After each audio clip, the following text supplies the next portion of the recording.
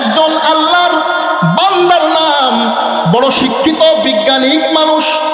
এই Neil Armstrong বিজ্ঞানিক সর্বপ্রথম চাঁদের দেশে গিয়ে যিনি চাঁদের দেশে পা রাখে তিনি হলেন এই নীল আর্মস্ট্রং। আল্লাহর বান্দা জ্ঞানী মানুষ, শিক্ষিত মানুষ, চাঁদের দেশে গিয়ে সব ভ্রমণ করে করে দেখলো এবং চাঁদের মধ্যে দেখলো চাঁদের মাঝখান দিয়ে একটা ফাটল সৃষ্টি হয়ে গেছে। চাঁদের মাঝখান দিয়ে দ্বিখণ্ডিত একটা ফাটল সৃষ্টি হয়েছে। আল্লাহর বান্দা বিজ্ঞানিক মানুষ বলে, এতদিন তো জানি চাঁদের মধ্যে কোনো কলঙ্কের দাগ নাই, কেন এই ফাটল সৃষ্টি হলো? আল্লাহর বান্দা চাঁদের দেশ থেকে যখন দুনিয়ায় চলে আসলো, দুনিয়ায় এসে বিজ্ঞানিক মানুষ, জ্ঞানী মানুষ এটা নিয়ে রিসার্চ করা শুরু করলো। রিসার্চ করতে করতে করতে করতে কেমনে চাঁদের মধ্যে ফাটল সৃষ্টি হইল এটা আমার একটু রিসার্চ করে জানার দরকার। রিসার্চ করে দেখলো ওই বহু আগে একজন আল্লাহর বান্দা দুশমন, আল্লাহর দুশমন ছিলেন। আল্লাহর দুশমন আবু জাহাল, আল্লাহর দোস্ত ছিল মুহাম্মদুর রাসূলুল্লাহ। চাচা আর ভাতিজা, চাচা ভাতিজাকে গিয়ে বলতেছেন, ও ভাতিজা, আমার হাতের মুঠের মধ্যে কি আছে তুমি যদি আমাকে বলে দিতে পারো আমি মুসলমান হয়ে যাব, তোমার কালেমা গ্রহণ করব। তুমি যে শেষ নবী, তুমি যে শেষ নবী, দয়ার নবী, মার নবী, আল্লাহর পক্ষ থেকে তুমি যে বাণীটা আমাদেরকে শোনাও, আনা খাতামুন নাবিয়্যিন লা নাবিয়্যা বাদি, আমি হলাম শেষ নবী, আমার পরে আর কোনো নবী আসবে না, এটা যে আমি বিশ্বাস করব, কেমনে বিশ্বাস করব? আমাকে একটু তোমার বিশ্বাস করার মতো আশ্চর্য কিছু দেখাও। বলে, কি চাচা যান বলেন?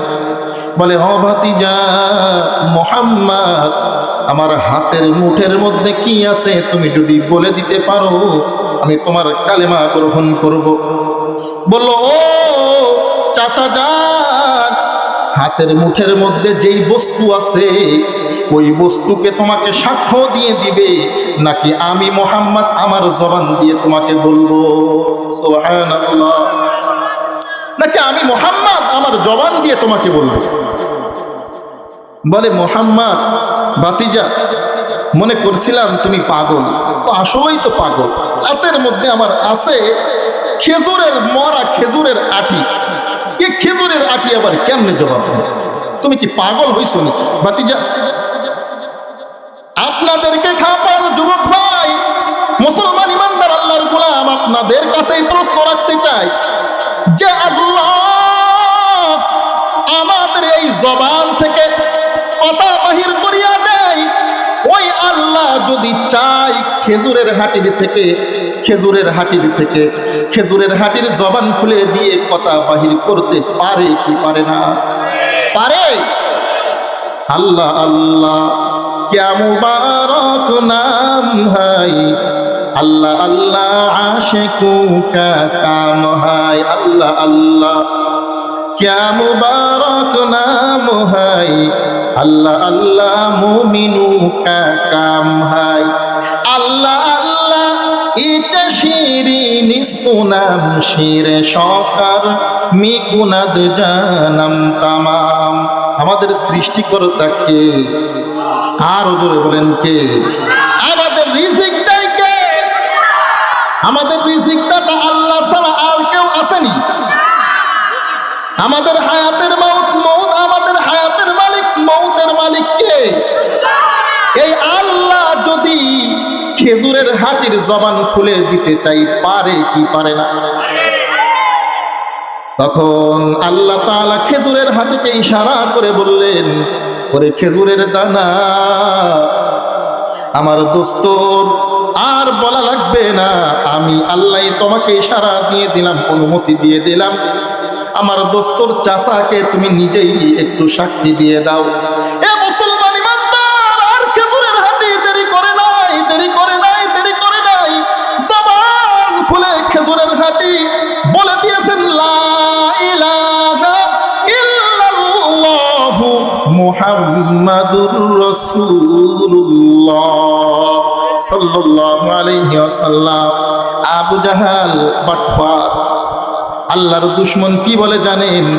ওরে বাপরে ভাতিজা, তুমি এত বড় জাদুকর, আমি তো আগে জানি নাই।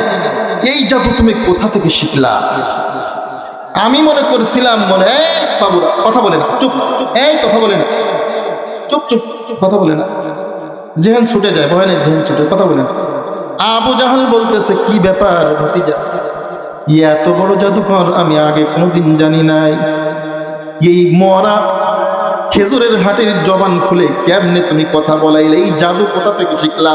এই কথা বলে চলে গেছে মোহাম্মদের কাছ থেকে চাচা আবু জাহাল চলে গেছে। আবার কিছুদিন পরে আসলো।